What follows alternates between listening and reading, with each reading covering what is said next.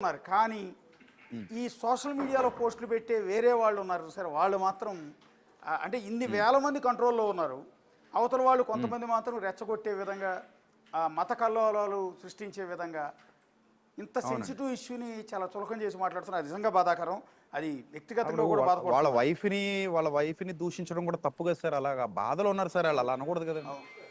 Yeah, ఇక్కడ ఒకసారి దుర్మార్గంగా అవునండి, ఒక్కొక్కసారి మనం మర్చిపోయి మీరు అన్నదట్టే కానీ ఆవిడ మాట్లాడినప్పుడు కూడా ఎక్కడా కించపరిచేటట్టు కానీ పలానా వాళ్ళని తప్పు పట్టే విధంగా కానీ ఎక్కడా లేదండి.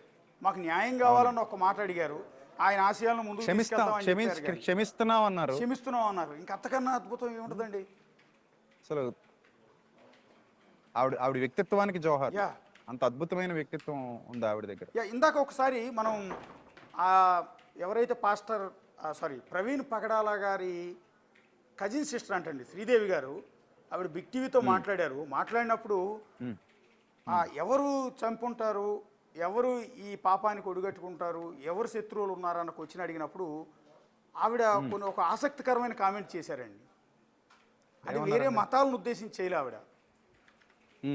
కొన్ని ఇంటర్నల్గానే అంతర్గతంగానే, అంటే మాకు ఆ వీడియో విన్న తర్వాత బయట విన్న తర్వాత కొన్ని అంతర్గతంగానే ఏమన్నా గొడవలు ఉన్నాయి అన్నట్టుగా కొన్ని అనుమానాలు రైజ్ చేశారు ఆవిడ. మీకు ఒకసారి మా వాళ్ళు ప్లే చేస్తారు, మీకు ఆ వీడియో కూడా ప్లే చేస్తాను. అందులో ఆవిడ ఒక కయ్యూన్ హెబేల్ అనే ఏదో స్టోరీ ఒకటి చెప్పారండి. కయ్యూన్ హెబేల్ బ్రదర్స్ ఇద్దరు ఉన్నారంటే నాకు పెద్దగా దాని గురించి అవగాహన లేదు కాబట్టి చెప్పట్లేదు.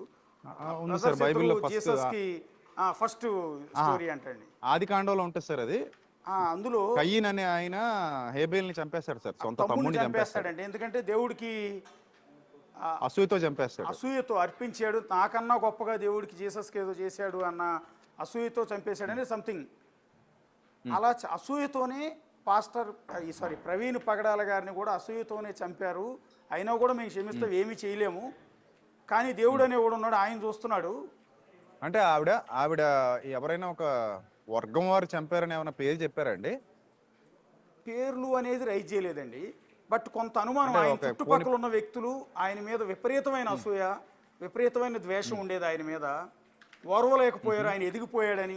ఆయన స్పీచ్కి ఇంతమంది జనం వస్తున్నారు, ఇంతమంది జనం ఆయన స్పీచ్లు వింటూ ఉన్నారు అంటే క్రైస్తవ సమాజంలో ఆయన ఎంతో గొప్ప ఎత్తుకు ఎదిగిపోయిన విషయాన్ని కొంతమంది ఓర్వలేకపోతున్నారన్న అంశాన్ని మాత్రం ఆయన చెప్పే ప్రయత్నం చేశారండి.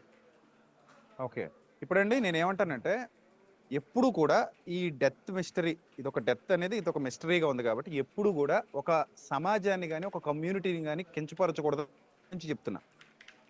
అవునండి, ఈ హత్య ఎవరు చేశారు, ఈ హత్య ఎవరు చేశారంటే హిందువులు చేశారా, లేకపోతే ఏదో షమీ గారి పేరు తెర మీదకి తీసుకొచ్చారు కదా, ఇస్లాం వారు చేశారా, లేకపోతే క్రిస్టియన్స్ చేశారా, లేకపోతే ఇంకో బౌద్ధిస్టులు చేశారా, ఇది కాదండి మనకు కావాల్సింది. ఆ పర్టికులర్ వ్యక్తి గురించి మాత్రమే మనం మాట్లాడాలి. అతను ఎవడైనా కానీ అతని మతాన్ని మనం అసలు ఉద్ఘాటించొద్దు. ఎందుకంటే ఒక హంతకుడు క్రిస్టియన్ అవుతాడా? అవడు. ఒక హంతకుడు హిందూ అవుతాడా? అవడు. ఒక హంతకుడు ముస్లిం అవుతాడా? అవడు. ఎందుకంటే ఆ గ్రంథాలు ఏవి కూడా అలా చేయమని చెప్పలేదు కదా. ఓకే, ఒకసారి పిసిఆర్ ఒకసారి ఆ బయట ఒకసారి తెప్పించండి, ప్లే చేయండి. బ్రదర్ విజయప్రసాద్ గారు వింటారు. అంటే దాని భావం మాకు అర్థం కాలేదు యాక్చువల్లీ, విజయప్రసాద్ గారు దాని భావం అర్థం కాలేదు. అందుకని మీకు వినిపించి మీ త్రూ ఒక క్లారిటీ. అంటే వాళ్ళు బాగా ఇంట్లో మనిషి అండి మాట్లాడిన వాళ్ళు? కజిన్ సిస్టర్ అంటండి, మొత్తం రెగ్యులర్ గా.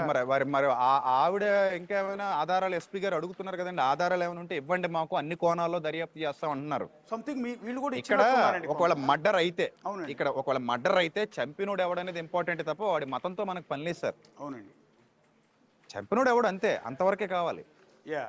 అది ఎవరు చేశారనేది. ఇప్పుడు దీన్ని ఒకళ్ళ మీద రుద్దేద్దాం అనుకోవడం చాలా దౌర్భాగ్యం సార్. అది రుద్దకూడదు ఎవరి మీద కూడా. దీన్ని అంటే ఒక కమ్యూనిటీ మీద రుద్దకూడదు సార్. దీన్ని ఆ వ్యక్తి వరకు మాత్రమే మాట్లాడాలి. అవునండి, ఏదైనా సరే. ఇప్పుడు ఒక మనిషి తప్పు చేశారంటే హిందువులందరూ తప్పు చేశారని అనకూడదు, ఒక మనిషి తప్పు చేస్తే క్రైస్తవులందరూ తప్పు చేశారని అనకూడదు, ఒక మనిషి తప్పు చేస్తే ఇస్లాం వాళ్ళందరూ తప్పు చేశారని అనకూడదు. కమ్యూనిటీ మీద రుద్దకూడదు సార్. ఎందుకంటే అన్ని మతాల్లో మంచోళ్ళు ఉన్నారు, చెడ్డోళ్ళు ఉన్నారు. నేను ఫస్ట్ నుంచి అదే చెప్తున్నాను. ఇప్పుడు మీకు ఇన్ని అనుమానాల తర్వాత, ఇన్ని రోజుల తర్వాత మీకు ఇప్పటికీ కూడా అది హత్యే అయి ఉంటుంది అన్న భావంలోనే ఉన్నారా? అదే విధంగా సార్ నేనైతే సార్ ఏమనుకుంటున్నానంటే 90% ఏదో జరిగింది అనే డౌట్ ఉంది సార్ నాకు. అంటే సీన్ చూశాను కాబట్టి, డెడ్ బాడీ చూశాను కాబట్టి 2 రోజులుగా అక్కడే అసలు తిండి కూడా తినకుండా ఉన్నాం సార్. మేము అక్కడ ఉపవాసం ఉండి ఉన్నాం. ఇంకా ఒక రకంగా చెప్పాలంటే మంచినీళ్ళు తాగుతూ అలా ఉండిపోయింది తప్ప అసలు మాకు తినడానికి కూడా వెళ్ళలేదు ఎక్కడికి మేము. నాతో పాటు అలా చాలా మంది ఉండిపోయారు అలాగా. పైగా మీకు ఇంకొక అంటే సార్ ఇక్కడ అదనపు తలనొప్పి కూడా ఉంది మీకు అక్కడ. ఎందుకంటే ఎవరు మైలేజ్ కోసం వాళ్ళు, ఎవరు రాజకీయాల కోసం వాళ్ళు అక్కడికి వచ్చి భయంకరం చేశారండి. వాళ్ళని కంట్రోల్ చేయడం మీకు అడిషనల్ వర్క్ కదా సార్.